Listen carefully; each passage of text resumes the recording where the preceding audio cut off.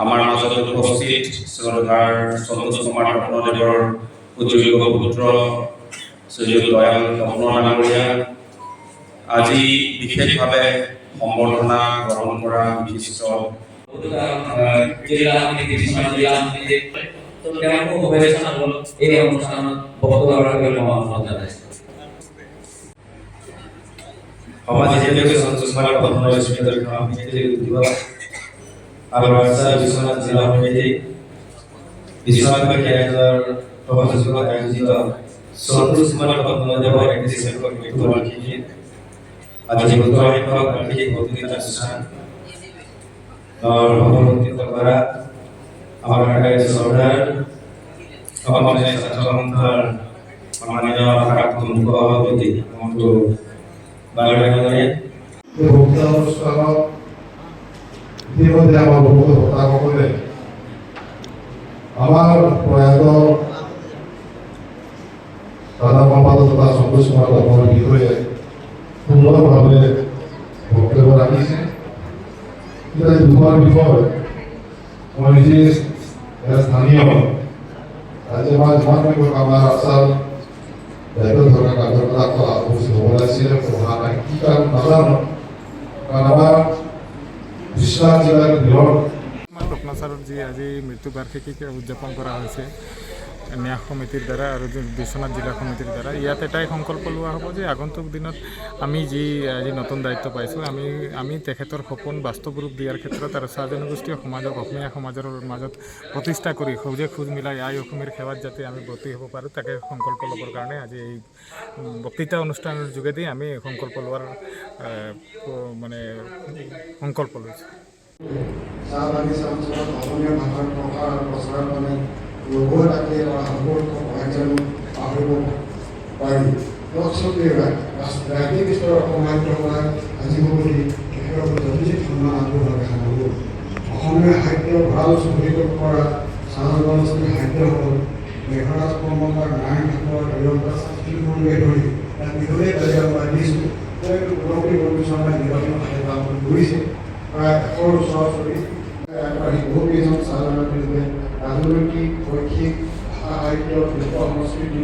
ক্ৰীড়া সমাজ বিভিন্ন ক্ষেত্ৰত প্ৰভূত অৰিহণা আগবঢ়াই জাতীয় জীৱনৰ প্ৰতিনিধিত্ব কৰে। অসমৰ জাতীয় জীৱনৰ সংকটকালত কি লাগে ভাষা আন্দোলনেই হওক অসম আন্দোলনেই হওক কোনো ঠাইতে সমাজে জাগ্ৰত ভূমিকা পালন কৰি আহিছিল। এটা সময় আছিলে এই জনগোষ্ঠীটোৰ কাৰণে যেতিয়া আঠমা কম্বল আৰু এই উৰাসমান যেতিয়া মন্ত্ৰপ্ৰায় দি দিয়া হয় নিজৰ প্ৰদান কৰা এটা সময় আছিলে এইখিনি এটা ইতিহাস এই জনগোষ্ঠী কিন্তু এই সময়ত সজাগ সচেতনতা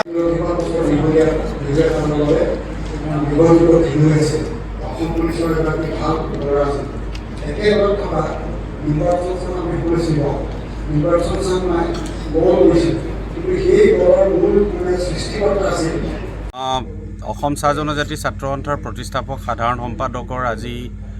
সন্তোষ কুমাৰ তপনদেৱৰ 31 সংখ্যক এই মৃত্যুবাৰ্ষিকীৰ পবিত্ৰ মুহূৰ্তত আমি প্ৰথমতে অসম চাহ জনজাতি ছাত্ৰ সন্থাৰ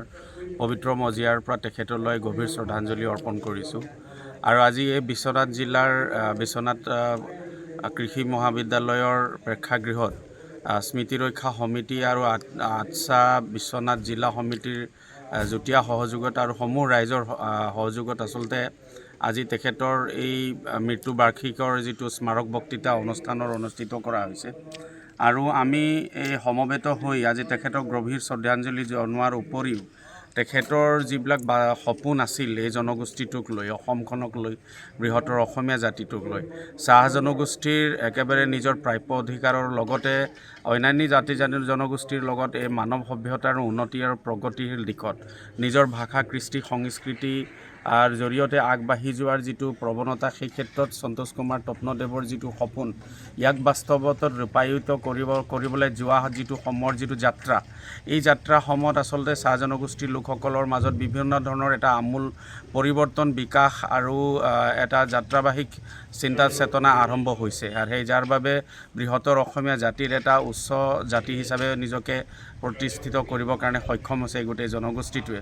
আৰু সন্তোষ কুমাৰ তপনদেৱৰ এই সপোনবিলাক যাতে বাস্তৱত ৰূপায়িত কৰিবৰ কাৰণে কি ধৰণৰ পন্থা হাতত ল'ব পাৰি তাৰ বাবে এটা চিন্তা চেতনা গঢ়ি তোলাৰ উদ্দেশ্যে আজি আচলতে গোটেই এই আলোচনা সভাত আৰু স্মাৰক বক্তৃতা অনুষ্ঠানৰ জৰিয়তে আমি উঠি অহা প্ৰজন্ম চাহ জনগোষ্ঠীয় যিসকল লোক আছে তেওঁলোকৰ মাজত এটা চিন্তাৰ এটা খোৰাক যোগাবৰ উদ্দেশ্যে আজি ইয়াত আমি সমবেত হৈছোঁ আৰু আশা ৰাখিছোঁ যাতে তেখেতৰ যিটো সপোন আছে সেই সপোনখিনি বাস্তৱত ৰূপায়িত কৰাৰ ক্ষেত্ৰত আমি অসম চাহ জনজাতি ছাত্ৰ সন্থাৰ প্ৰত্যেকজন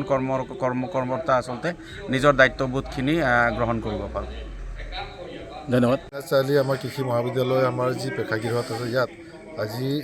কেন্দ্ৰীয়ভাৱে আৰ্চাৰ প্ৰতিষ্ঠাপক সাধাৰণ সম্পাদক সন্তোষ কুমাৰ তপনদেৱৰ 31 সংখ্যক মৃত্যুবাৰ্ষিক আয়োজন কৰিছে আৰু 17 সংখ্যক বক্তৃতা অনুষ্ঠান আজি বিশ্বনাথ চাৰিআলিত আয়োজন কৰাৰ কাৰণে মই যি ন্যাস আছে সুৰক্ষা কমিটি আছে মই সুৰক্ষা কমিটিক ধন্যবাদ জনাইছোঁ যে আমাৰ বিশ্বনাথ চাৰিআলিত এনেকৈ এটা গাম্ভীৰ্যপূৰ্ণ অনুষ্ঠানটো পতাৰ কাৰণে আৰু ইয়াত বিশ্বনাথ জিলা সমিতিৰ উদ্যোগত আয়োজন কৰিছে আৰু ইয়াত আমাৰ ন্যাস কমিটিৰ সভাপতি সম্পাদক প্ৰমুখ কৰি আৰ্চাৰ কেন্দ্ৰীয় কমিটিৰ সভাপতি সম্পাদকে আদি কৰি বিশিষ্ট ব্যক্তিসকল ইয়াত উপস্থিত হৈছে আৰু ইয়াত আমি ৰোমন্থন কৰিছোঁ সেই সময়ত যি সময়ত আমাৰ সন্তোষ কুমাৰ তপন চামন সিং হৰ ডাঙৰীয়া যিটো সময়ত চাহ জনগোষ্ঠীৰ লোকসকলৰ সাৰ্বজনীন উন্নয়নৰ কাৰণে তেওঁলোকে ন্যায় মৰ্যাদাৰ কাৰণে তেওঁলোকে এই সংগঠনটো জন্ম দিছে স্বপ্নাকুশ ছাত্ৰসমিতিৰ নামৰ 2047 28 ডিচেম্বৰ তাৰিখে আজি পৰ্যন্ত আজি কালক্ৰমে গৈ পেলাই স্বাধীন ছাত্ৰ সন্থা হ'ল আৰু ছাত্ৰ সন্থাই আজি এই জনগোষ্ঠীৰ সাৰ্বিক উন্নয়নৰ কাৰণে আজি কাম কৰি আহিছে আৰু তেখেতৰ আজি মৃত্যু তিথিটো পালন কৰিবলৈ পাই মানে আমি নিজকে ভাগ্যৱান ভাবিছোঁ আৰু তেখেতক আজি আপোনালোকৰ জৰিয়তে আজি ভগৱন্ত উৎসৱত স্মৰণ কৰিছোঁ তেখেতে যি মহান উদ্দেশ্যৰে তেখেতে সংগঠনটো জন্ম দিছিলে আজি স্বাধীন ছাত্ৰ সন্থাই আজি সেই মানে